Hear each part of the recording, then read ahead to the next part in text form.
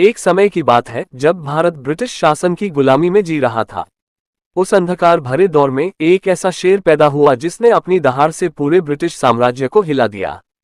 उनका नाम था सुभाष चंद्र बोस। नेताजी का जन्म 23 जनवरी 1897 को ओडिशा के कटक शहर में हुआ था। बचपन से ही वे पढ़ाई में तेज और निडर स्वभाव के थे। उन्होंने अपनी उच्च शिक्षा कलकत्ता, अब कोलकाता और फिर इंग्लैंड में पूरी की। इंग्लैंड में रहते हुए उन्होंने सिविल सेवा परीक्षा पास की, लेकिन ब्रिटिश सरकार के अधीन काम करना उन्हें गंवारा नहीं था।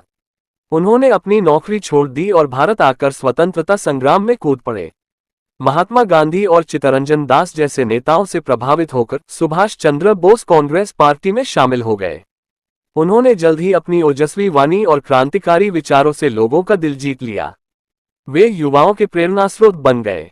1938 और 1939 में वे भारतीय राष्ट्रीय कांग्रेस के अध्यक्ष चुने गए, लेकिन गांधीजी से वैचारिक मतभेदों के कारण उन्होंने कांग्रेस छोड़ दी।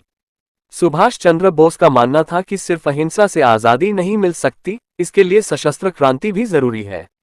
द्वितीय विश्व युद्ध के दौरान उन्होंने अंग्रेजों को देश से निकालने के लिए एक साहसिक योजना बनाई। 1941 में वे ब्रिटिश नजरबंदी से भाग निकले और अफगानिस्तान, सोवियत संघ और जर्मनी होते हुए जापान पहुंचे। वहां उन्होंने आजाद हिंद फौज का पुनर्गठन किया, जिसे पहले मोहन सिंह ने बनाया था। उन्होंने तुम मुझे खून दो, मैं तुम्हें आजादी दूंगा और जय हिंद जैसे अमर नारे दिए, जिनसे पूरे देश में जोश भर गया। आजाद हिंद फौज ने बर्मा, अब म्यांमार के रास्ते भारत में प्रवेश किया और इम्फाल व कोहिमा तक पहुंच गए, लेकिन युद्ध के हालात बिगड़ने के कारण उन्हें पीछे हटना पड़ा। द्वितीय विश्व युद्ध में जापान की हार के बाद नेताजी को लेकर रहस्य गहरा गया।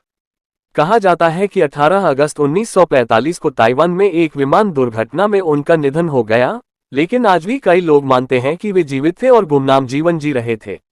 नेताजी सुभाष चंद्र बोस अमर हैं और उनकी कहानी हर भारतीय के दिल में देशभक्ति की आग जलाती रहेगी।